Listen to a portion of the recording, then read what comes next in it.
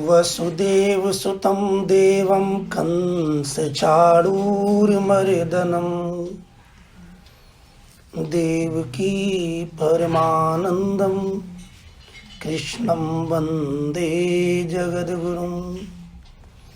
मूकं करोति वाचालं पंगुं लंघयते गिरिं यत्कृपातमहं वन्दे परमानन्दमाधवं।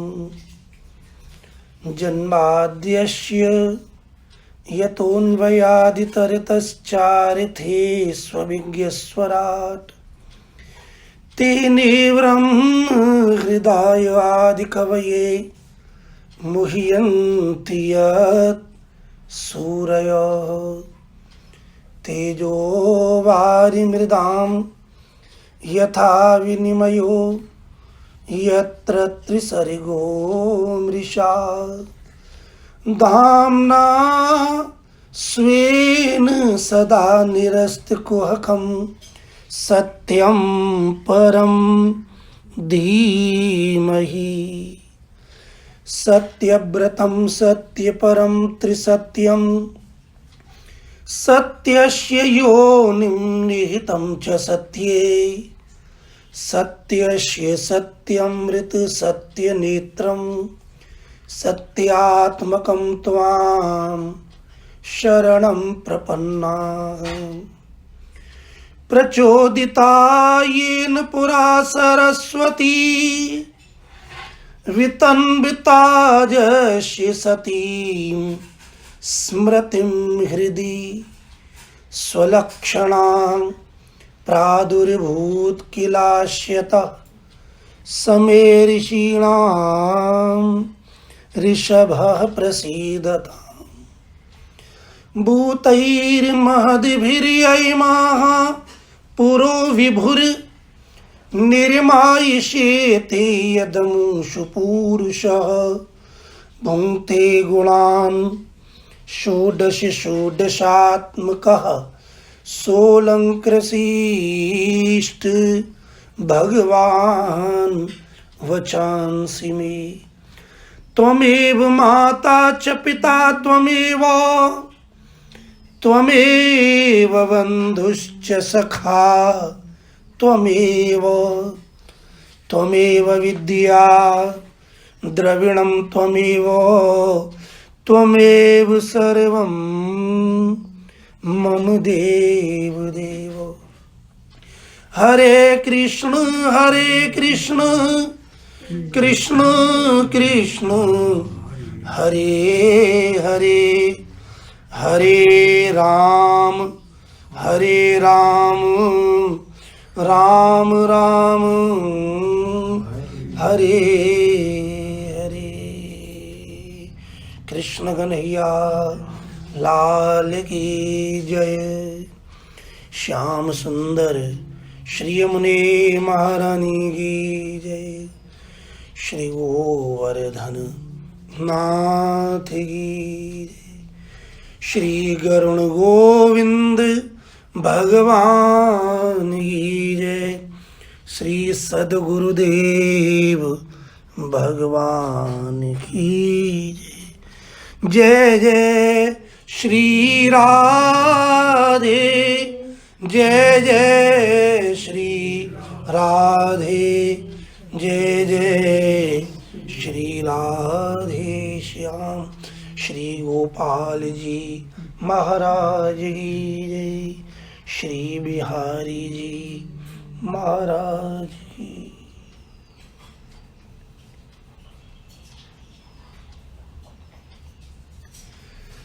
धर्मो दृढ़बद्धमूलो वेदस्कन्धः पुराण शाखाढ्यः क्रतुकुसुमो मोक्षफलो मधुसूदन पादपो जयति। जय श्री कृष्ण। कल तृतीय दिवस तक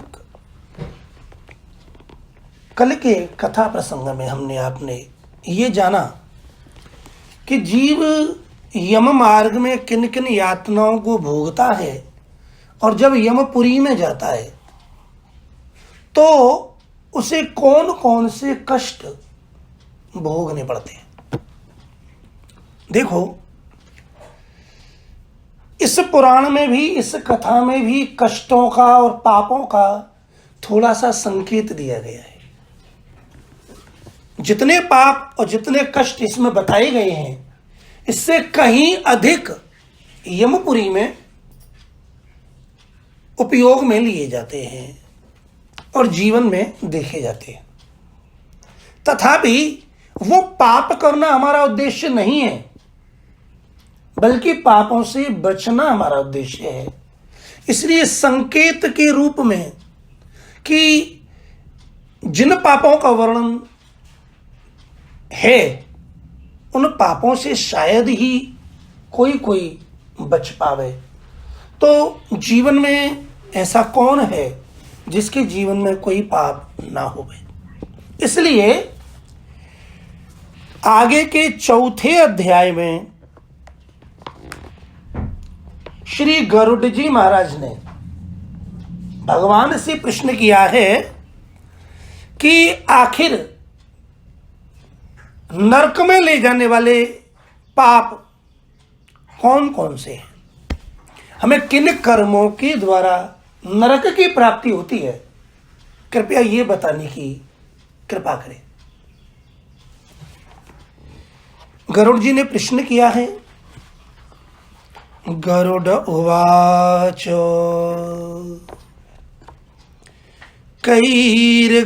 कैर्गच्छन्ति महामार्गे वैतरण्यां पतन्ति कैः पापैर्नरके यान्ति तन्मे कथय केशव। हे केशव, किन पापों के कारण उस पापी मनुष्य को यम मार्ग का कष्ट प्राप्त होता है, पहला कष्ट। और किन पापों के कारण वो पापी लोग वैतरणी में गिरते हैं, है ना। और तीसरा, किन पापों के कारण नरक में जाते हैं। तो एक ही प्रश्न के अंतर्गत तीन प्रश्न यहां पूछे गए। यम मार्ग का कष्ट, वैतरणी नदी का कष्ट और नरकों का कष्ट। उन तीनों में जाने के कौन कौन से ऐसे कर्म हैं, तो वो बताने की कृपा करें। श्री भगवान वाच, श्री भगवान बोले, सदैवा कर्म निरता शुभ कर्म परामुखा नरकान नरकम यान्ति दुःखाद दुःखम भयाद भयम धर्मराजपुरे यान्ति त्रिभिर्द्वारैस्तु धर्मिकाः पापस्तु दक्षिणद्वारो मार्गेणैव व्रजन्ति तत्। सदैव अकर्म निरताः, ध्यान दीजिएगा। सदैव माने सदा ही, जो हमेशा, ऑलवेज, अकर्मों में, न करने योग्य कर्मों में लगा रहता है, निरंतर, विदाउट ब्रेक। उसका काम ही यही है कि जो नहीं करना चाहिए हमें वही करना है, पहली चीज। और दूसरा, शुभ कर्म परांग मुखा, जो शुभ कर्म है, अच्छे कर्म है जो करने चाहिए, उनसे वो हमेशा विमुख रहता है, वो करता नहीं। अर्थात जो हमेशा न करने योग्य कर्म करता रहे और करने वाले शुभ कर्मों से दूर रहे। नरकान नरकम यान्ति, ऐसा व्यक्ति नरक से नरक, फिर नरक से नरक, अर्थात एक नरक से दूसरे नरक में, दूसरे नरक से तीसरे नरक में निरंतर डूबा ही रहता है। और दुखात दुखम भयात भयम, और भय देने वाले दुख से दुख, दुख से दुख, महान दुखों को वो हमेशा प्राप्त करता ही रहता है, क्योंकि उसने हमेशा दुख पाने वाले कर्म ही तो किए हैं। यदि कभी अच्छे कर्म करता तो वो पाप कर्म छूट जाते, शुभ कर्म करता तो पाप कर्मों से बच करके सुखमय जीवन को और धर्मराज के यहां सुख प्राप्त करता। लेकिन सदैवा कर्म निरता, वो तो सदैव ही अकर्मों में जो लगा रहा, इस कारण वो ऐसे व्यक्ति नरकों के द्वारा, एक नरक, दूसरे नरक, तीसरे नरक, इन नरकों में विचरण करते रहते हैं और सर्वत्र दुख ही प्राप्त करते हैं। हे गरुड़ जी, धार्मिक जन जो धर्म कर्म करने वाले, वो धर्मराज की पुरी में 3 दशाओं में स्थित द्वारों से प्रवेश करते हैं। उनका वर्णन आगे आवेगा। और पापी पुरुष स्त्रियां, वो तो दक्षिण द्वार के माध्यम से ही प्रवेश करते हैं। इस महान दुखदायी दक्षिण मार्गी में जो वैतरणी नदी है, उसमें जो पापी पुरुष जाते हैं उन्हें मैं तुम्हें बताता हूं, ध्यान दीजिएगा। कौन कौन जाता है? तो कहा ब्रह्मज्ञाश्च सुरापाश्च गोघ्नावा बालघातकाः स्त्रीघाती गर्भपाती च ये च प्रच्छन्न पापिनः।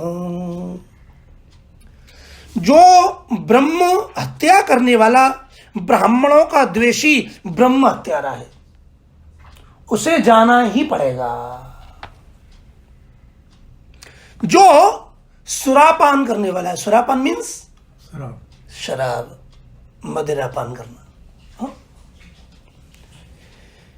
गोघाती, जिसने गाय को दुख दिया है, गाय को मारा है, ऐसा व्यक्ति। बालकों को मारने वाला बाल हत्यारा, स्त्री की हत्या करने वाला, गर्भपात करने वाला, गर्भपात महापाप है, भ्रूण हत्या, और गुप्त रूप से पाप करने वाला। इसके भी अलावा ये हरंती गुरोर द्रव्यम, जो गुरु के द्रव्य को, गुरु के धन को, गुरु की वस्तु को हरण करने वाले हैं, वो निश्चित ही वैतरणी में जाते हैं। देव द्रव्यम द्वयस्यवा, जो देवताओं के धन को हरण करने वाले हैं। अपनी स्त्री के पास यदि कोई धन होवे, उस धन की लालसा करे और अपनी स्त्री के धन को हरण करे। हाँ, अब समय का अभाव है, लेकिन शास्त्र की बातें हमें अपने गुरु जी की याद आती है। उत्तमम स्वार्जितम वित्तम, मध्यमम पितृमर्जितम, अधमम भ्रात्रार्जितम वित्तम, त्रिया वित्तम धमाधम। ये जीने की नीति सिद्धांत है। और देखो वो बात शास्त्र में मिल रही है। उत्तम धन कौन सा है? उत्तमम स्वार्जितम वित्तम, अपने द्वारा जो धन कमाया गया है वो उत्तम है।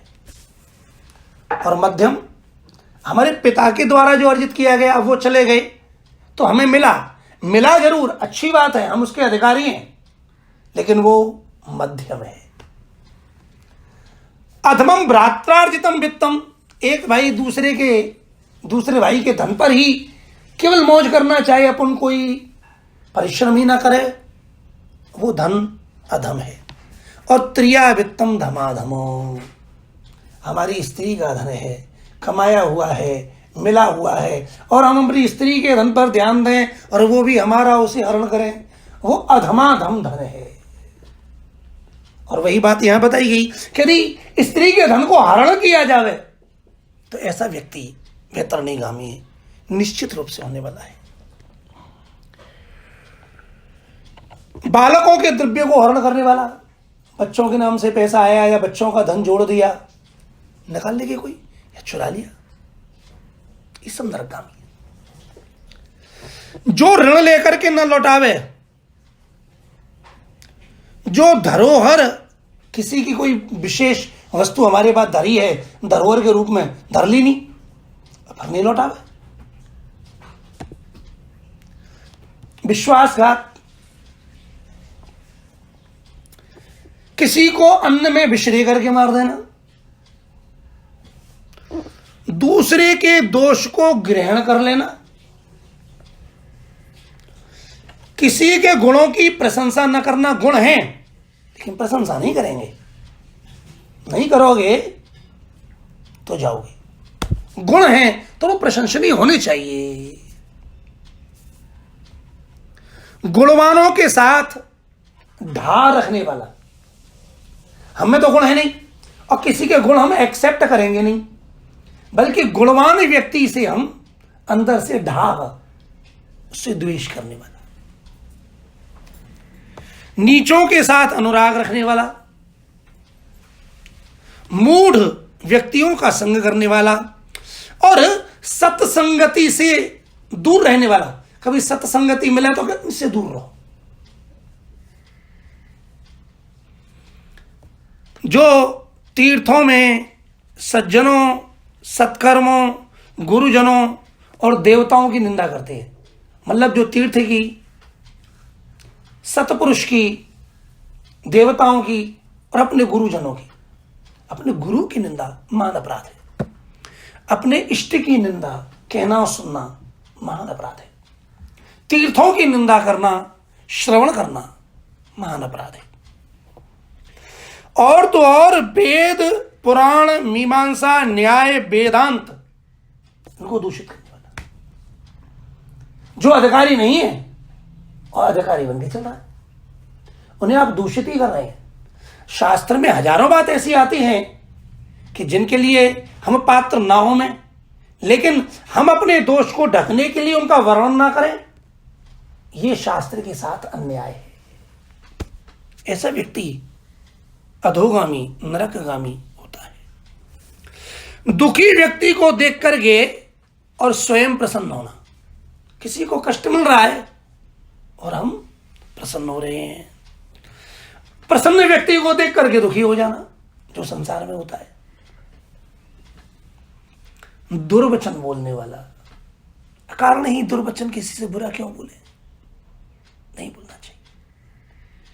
और सदा दूषित चित्त वाला, दूषित चित्त अर्थात सबके लिए हमेशा बुरा ही सोचे, कभी किसी का हित ही ना सोचे, ऐसा व्यक्ति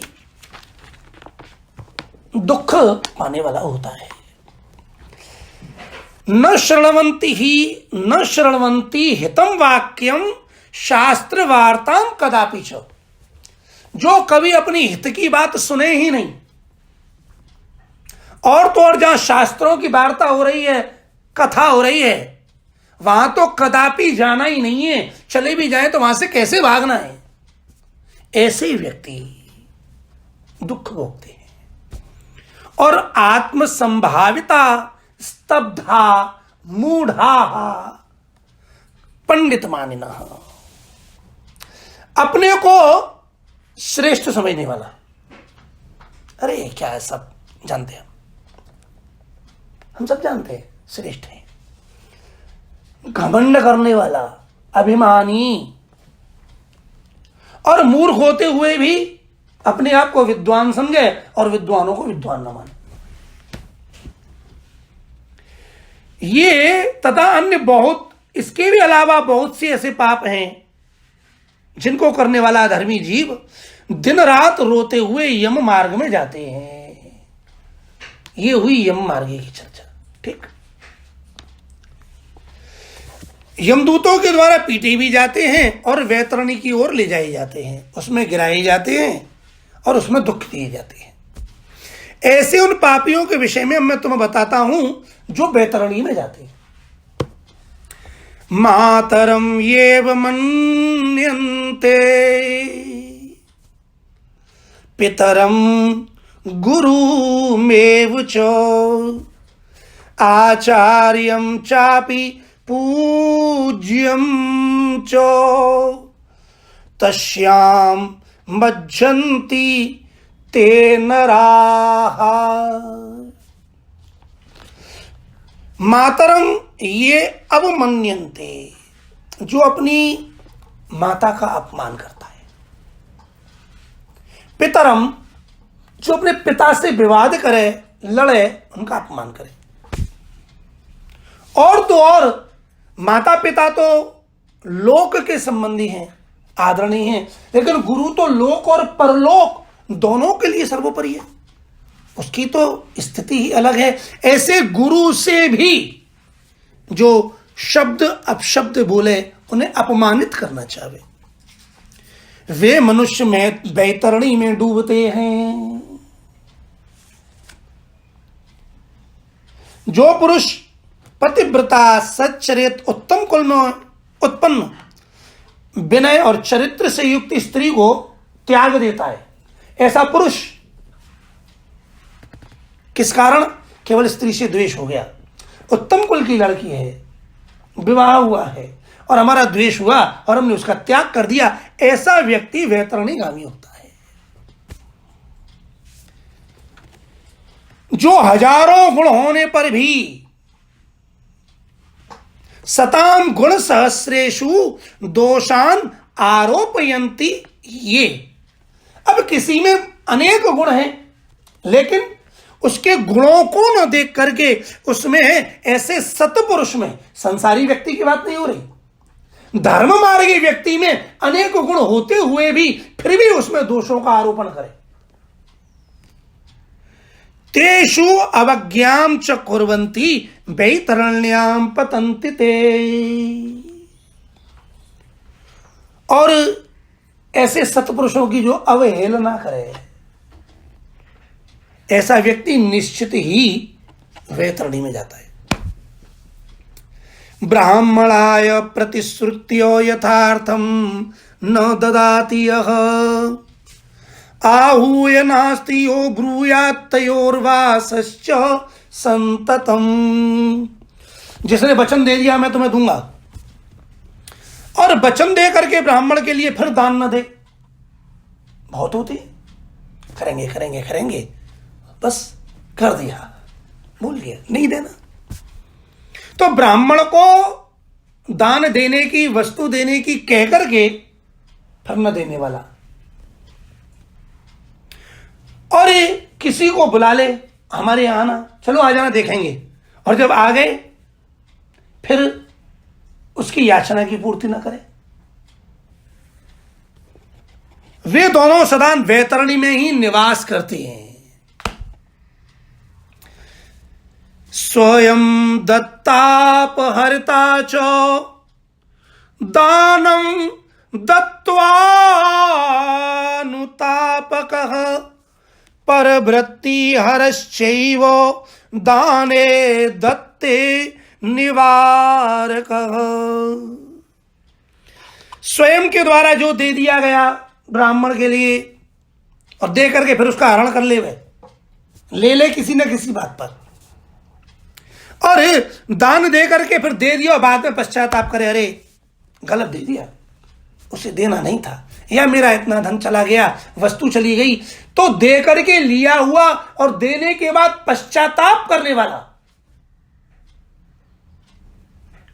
और दूसरे की आजीविका का, वृत्ति का, रोजगार का हरण करने वाला। इसलिए कहते हैं कभी किसी के रोजगार का, वृत्ति का हरण नहीं करना चाहिए। कोई दान दे रहा है, दान देने वाले को रोकने वाला। यज्ञ हो रहा है और यज्ञ को विध्वंस कर दिया।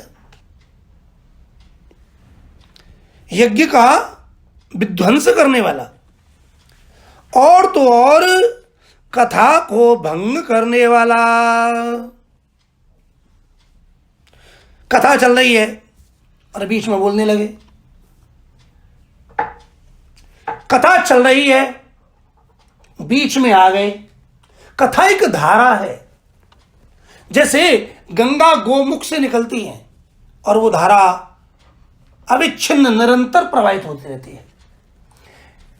ठीक इसी प्रकार संतों के मुख से, गुरु मुख से गंगा निकलती है, गोमुख से, और भगवान की कथारूपी गंगा निकलती है गुरु मुख से।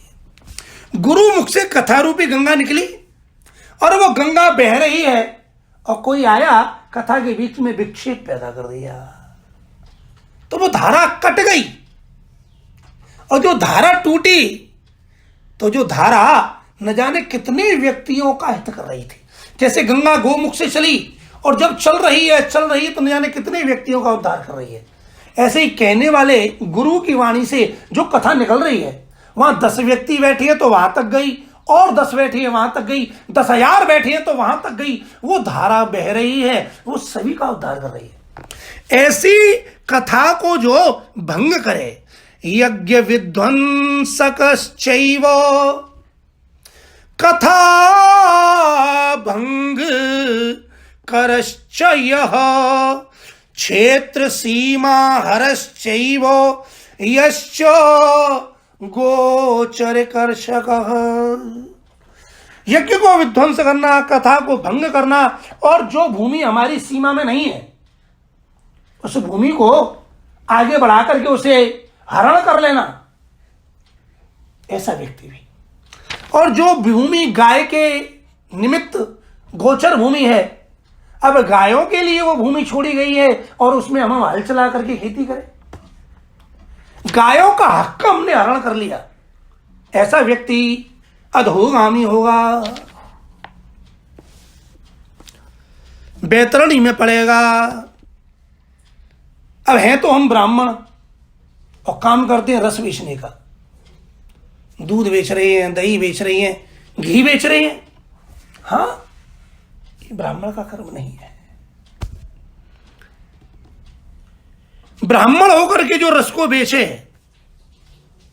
है ब्राह्मण, और अन्य जाति शूद्रा स्त्री के साथ विवाह कर आवे, उसे ले आवे, वैश्यागमन करे, ऐसा व्यक्ति। और वेद प्रतिपादित यज्ञ के अतिरिक्त अपने लिए पशुओं की हत्या करने वाला, चलो जहां कहीं विधान होवे वहां बलि दी जावे, समझ आवे। यद्यपि वैष्णवी मार्ग में ऐसा नहीं है, तथापि यदि यत्किंचित कहीं कहीं जहां वेदाज्ञा है, उसके अलावा जो जीव की हत्या करे या करवावे, वह व्यक्ति वैतरणीगामी होगा, जाना ही पड़ेगा। जो ब्रह्म कर्म से गिरा हुआ है, उठ करके संध्या वंदन गायत्री भजन नहीं करते, जो मांस आहारी है, जो मदरा पीने वाला है, उच्छृंखल स्वभाव वाला है, शास्त्र के अध्ययन से रहित है तो ब्राह्मण का देह, लेकिन हमें और सब कुछ पढ़ना या नहीं पढ़ना, लेकिन शास्त्र नहीं पढ़े। यदि आपने बहुत सी मोटी मोटी ग्रंथ पढ़ लिए हैं, लेकिन यदि ब्राह्मणों के अधिकृत जो हमारे सनातन धर्म के शास्त्र हैं वो नहीं पढ़ा, तो आपने कितने ही ग्रंथ, कितनी ही पुस्तक, कितनी ही टेक्नोलॉजी क्यों ना पढ़ी हो, लेकिन वो टेक्नोलॉजी, वो पुस्तक आपको स्वर्ग लेके नहीं जाएगी। बल्कि जो हमारे सनातन धर्म शास्त्र हैं, भक्ति के शास्त्र हैं, उन्हें नहीं पढ़ा तो नरक में जाना पड़ेगा।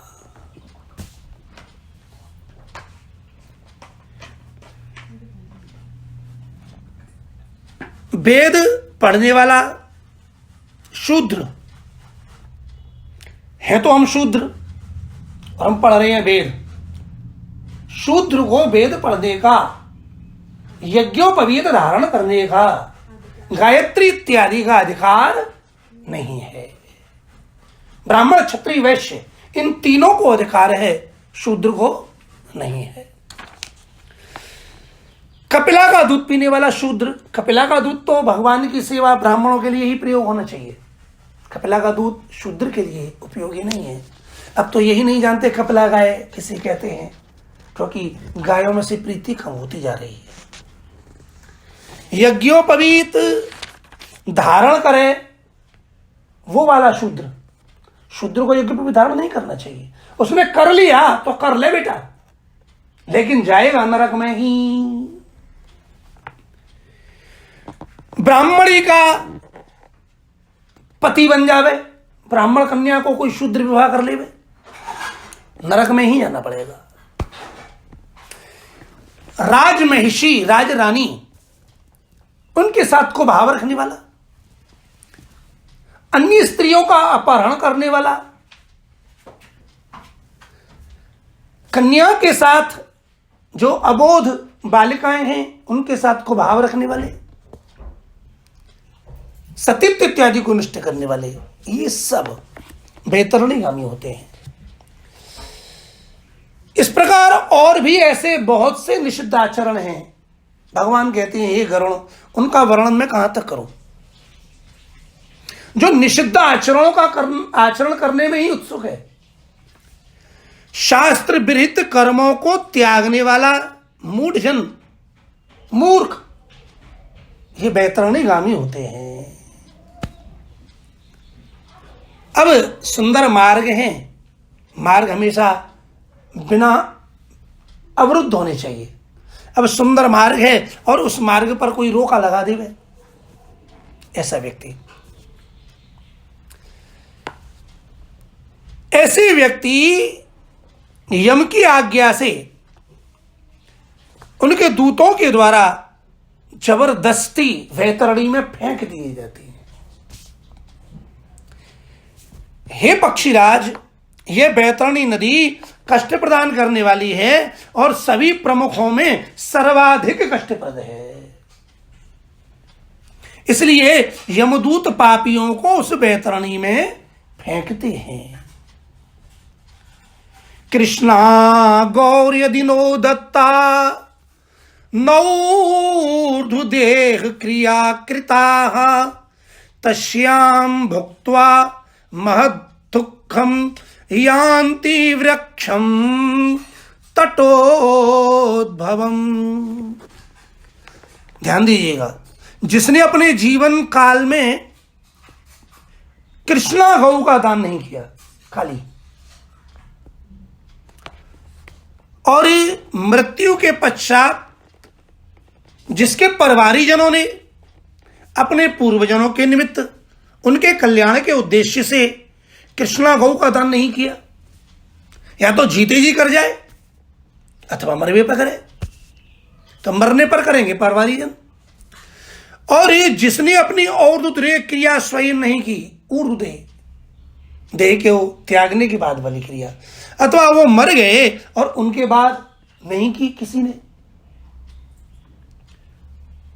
वे बैतरणी में महान दुख पाते हैं। इसका मतलब ये हुआ कि कृष्णा गौ बैतरणी पार कराने वाली है।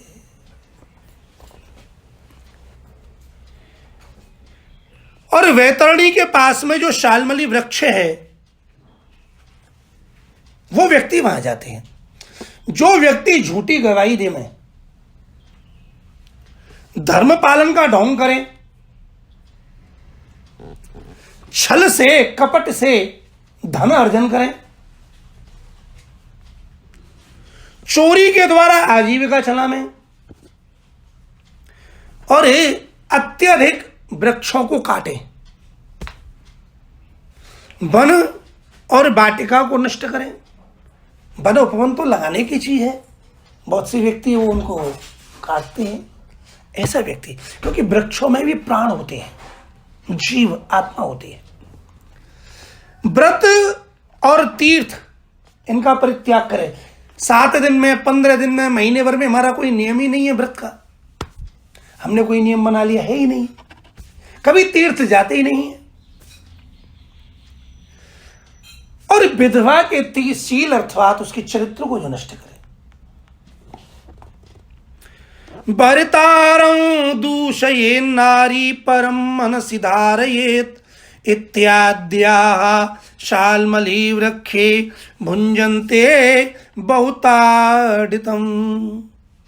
जो स्त्री अपने पति में दोष लगाकर अन्य पुरुष में रति करे, ऐसी स्त्री, ये सभी और इस प्रकार के और भी अन्य पापी भी उस शाल्मली वृक्ष पर ताड़ना प्राप्त करते हैं, उन्हें दंड दिया जाता है।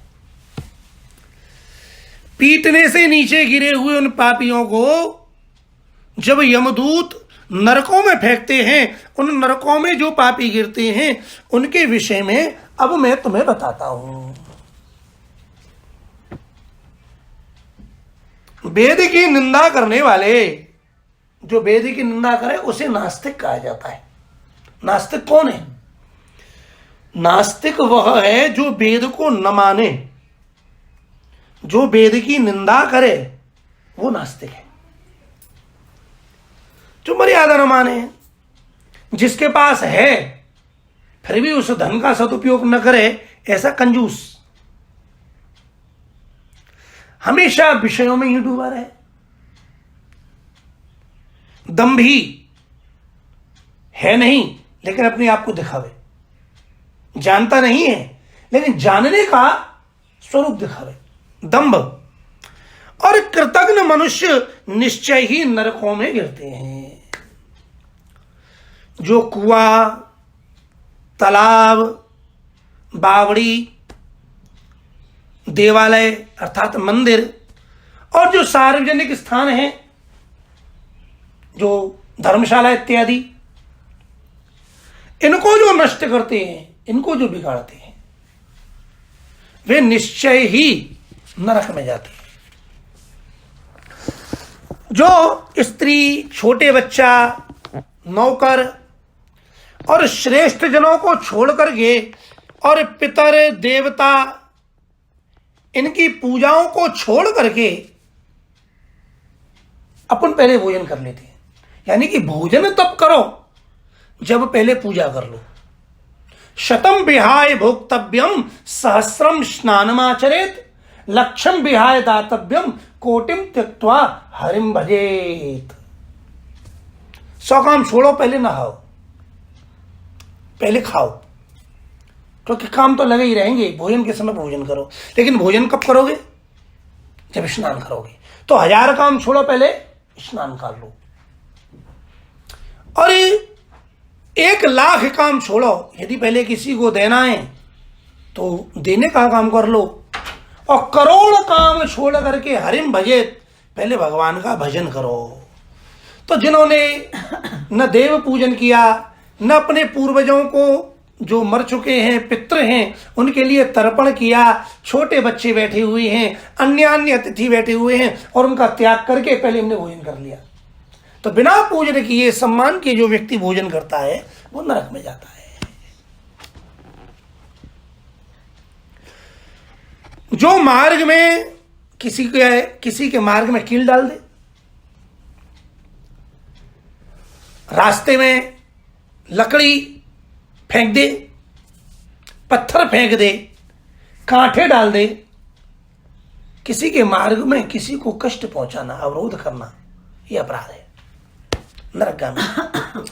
और तो और जो मंद पुरुष भगवान, मंद माने कम बुद्धि वाला, मूर्ख, शिवम शिवाम हरिम सूर्यम गणेशम सद्गुरुम बुधम न पूज्यन्ति ये मंदास ते वै नरक गामिनः।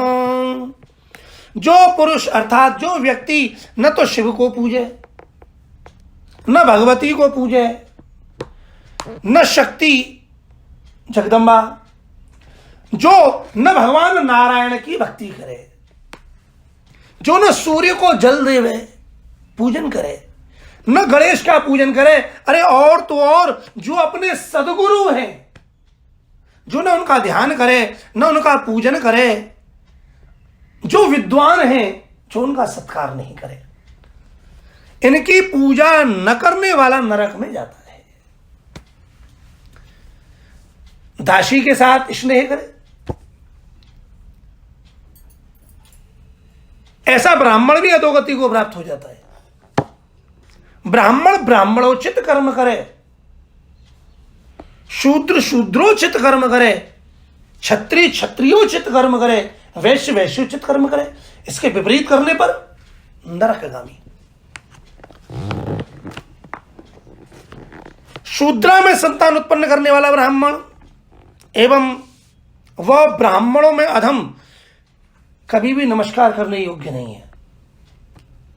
जो मूर्ख ऐसे ब्राह्मण की पूजा करते हैं वे भी नरकगामी होते हैं। दूसरों के कलह से जो प्रसन्न हो, किसी के क्लेश लड़ाई हो रही है और हमें खुशी हो रही है, किसी को लड़ाना, कहते हैं ना, परिवार में बाहर किसी का आपस में क्लेश करा दिया, अब हम खुशी हैं, खुशी नहीं है, नरक जाने की तैयारी में है। अथवा उसका समर्थन करे, उसे बढ़ावे। जिसका कोई शरण नहीं है, ऐसी पति परायणा स्त्री को ऋतुकाल में जो उसके मनोभाव को न जानकर उसकी मनोच्छा की पूर्ति न करे, वो नरकगामी। जो अपने शरीर को, शरीर का मल, पोटी इत्यादि गंदी पदार्थों को जल में फेंके, अग्नि में फेंके, बगीचे में फेंके, मार्ग में फेंके, गौशाला में फेंके, वे निश्चित ही नरक में जाते हैं। अरे और कौन? तो बोले जो हथियार बनाने वाले हैं, बाण बनाना, धनुष बनाना, आज के युग में ये तमंचा इत्यादि, इनका निर्माण करने वाला, इनको बढ़ावा देने वाला, इनको बेचने वाला, विक्रय करने वाला, क्योंकि कहीं ना कहीं ऐसे व्यक्ति अपराध ही करते हैं, कराते हैं। चमड़ा बेचने वाला वैश्य, चमड़ी का धंधा करने वाला, केश बेचने वाली स्त्रियां, विष का विक्रय करने वाले, जहर बेचने वाले, क्या बेच रही है? जहर। तुमने जहर बेचा, किसी ने खरीदा, लेकिन वो जहर जिसको दिया वो मारेगा ना मारेगा। अनाथम नानुकंपन्ति ये सताम द्वेषकारका बिनापराधम दंड्यन्ति ते वै नरकगामिनः। जो अनाथ है, जिनका कोई है ही नहीं, ऐसे अनाथों पर जो कृपा न करे, अरे जिसका कोई नहीं उस पर कृपा करो, दीनों पर दया करो। अनाथों पर कृपा न करने वाला और सत्पुरुषों से द्वेष करने वाला, सज्जनों से, जो अपराधी नहीं है, ऐसे निरपराधियों को दंड देने वाला, आशा लगाकर घर पर बैठे हुए ब्राह्मण और याचकों को भोजन, वस्त्र, धन, जो आशा लेके बैठा है उसे न देने वाला, होने पर भी उनकी सेवा न करने वाला, वे निश्चय ही नरक प्राप्त करते हैं।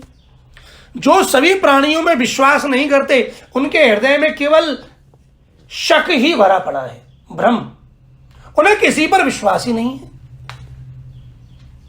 ऐसा व्यक्ति जो सब पर विश्वास नहीं करते, सब पर दया नहीं करते, जो सभी प्राणियों के प्रति कुटिल व्यवहार करते हैं, वे निश्चय ही नरकगामी होते हैं। जो अजितेंद्रिय पुरुष नियमों को स्वीकार करके बाद में त्याग दे, वो भी नरकगामी। अध्यात्म विद्या दातारम, जिसने हमें अध्यात्म विद्या दी, वो कौन है? वो हमारा गुरु है।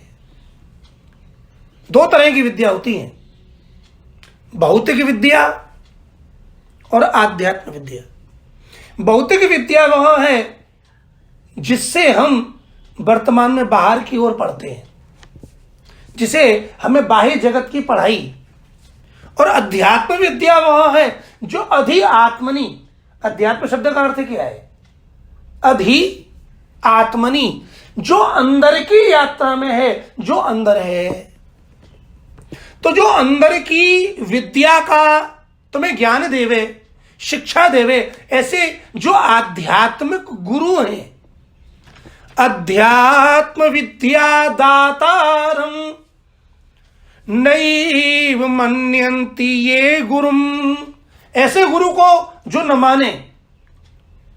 तथा पुराण वक्तारम ते वै नरक गामिनः, और जो पुराणों के वक्ता, पुराणों को वाचने वाले, पुराणों की कथा कहकर पुराणों को समझाने वाले जो पुराणी हैं, गुरु, अध्यात्म गुरु और पुराण वक्ता को जो न माने, ते वही नरक गामिना, वे तो नरक में जाने ही हैं।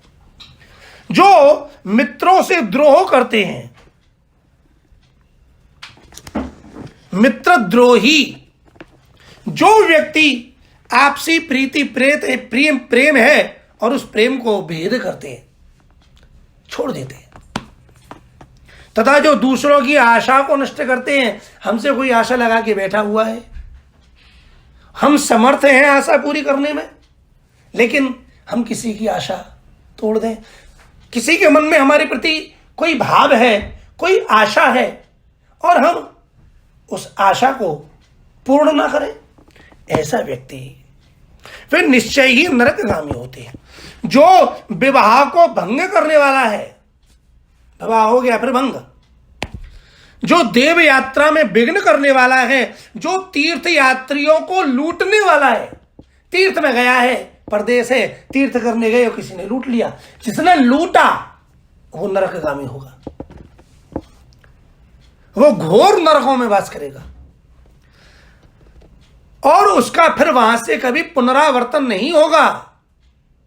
जो आध्यात्म गुरु, पुराणों की कथाओं में वाचन करने वाले में श्रद्धा न रखने वाला, मित्र से द्रोह करने वाला, प्रीति छेदन करने वाला, आशा छेदन करने वाला, विवाह भंग करने वाला, देव यात्रा में तीर्थ यात्रियों को विघ्न डालने वाला, वे जब नरक में जाते हैं तो वे फिर लौट करके नहीं आते।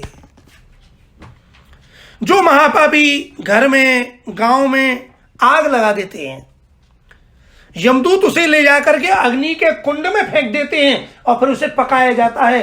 तूने घर में आग लगाई, तूने गांव में आग लगाई। इस अग्नि से जले हुए अंग वाला वह महापापी जब वो जलता है ना, तो छाया की याचना करता है, अरे मुझे कहीं छाया मिल जाए। तब यमदूत उसे 80 पत्र नामक वन में ले जाते हैं, जहां तलवार के समान तीखे वृक्ष के पत्ते हैं, उनसे उसका अंग कटता है, उसके नीचे उसे फेंक देते हैं और कहते हैं ले अब छाया ले ले। जब तूने दूसरों के घर जलाए तो तुझे छाया कहां से मिलेगी। जब वह प्यास से व्याकुल होकर के पानी मांगता है कि मुझे बहुत प्यास लग रही है, तो यमदूत कहते हैं अभी हौसला रख, हम तो ये पानी देते हैं, और खौलता हुआ तेल उसके पास ले जाते हैं। प्यासा व्यक्ति पानी मांगता है और उसे खौलता खौलता तेल पिला देते हैं। लो पानी पियो और पियो, पानी पीना है ना। अरे मूर्ख, जब तेरे पास अन्न और जल की पूर्ण व्यवस्था थी तब तो तूने किसी को पानी पिलाया नहीं, अब ये पानी तू पी। इस प्रकार वह गर्म तेल जब अंदर जाता है तो अंदर से उसे दाहकता प्राप्त होती है। हे गरुण जी, इस प्रकार के पापियों की बहुत सी आत्मा बताई गई हैं, विस्तार पूर्वक इन्हें कहने की क्या आवश्यकता है। स्वयं भगवान कह रहे हैं भाई ज्यादा विस्तार से इन्हें कहने की जरूरत क्या। इनके संबंध में तो और भी शास्त्रों में बहुत वर्णन किया गया है, हमें शास्त्र पढ़ने चाहिए। उस पाप का अक्षय फल हो करके पुनः वहीं पैदा होते हैं और यम की आज्ञा से पृथ्वी का पर आकर के फिर वो स्थावर यानी कि पेड़ पौधों की योनियों में जन्म लेते हैं।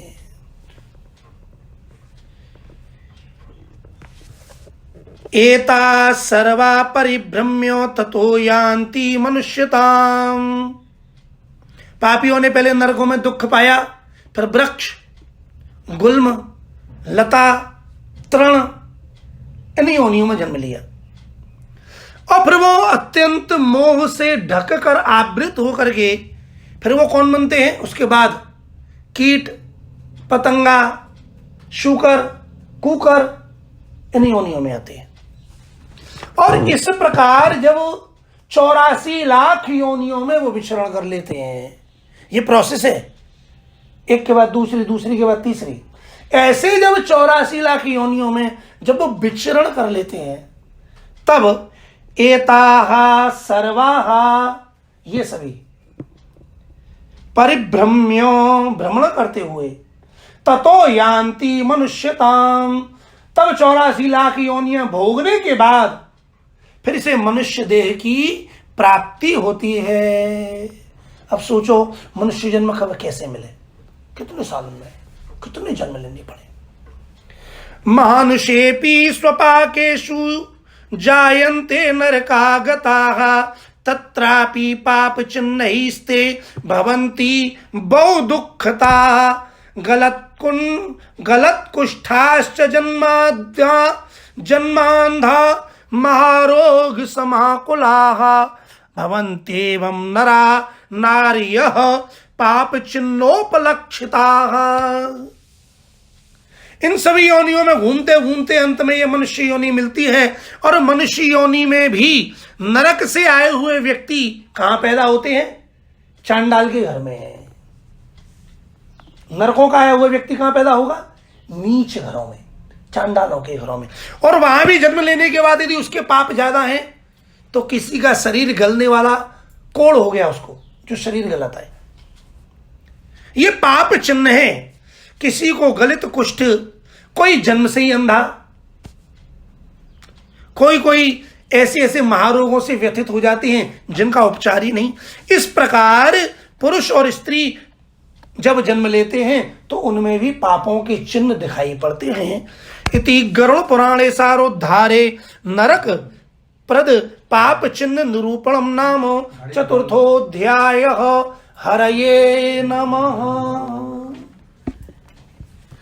हरिशरणं हरिशरणं हरिशरणं श्री हरिशरणं हरिशरणं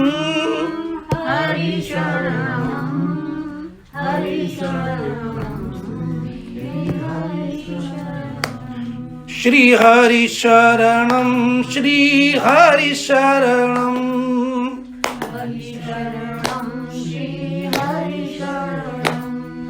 हरिशरणं श्री हरिशरणं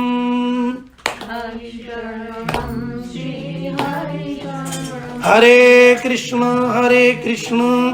कृष्ण कृष्ण हरे हरे, हरे राम राम राम हरे हरे। हरये नमः हरये नमः हरये नमो नमः। आशीर्वाद।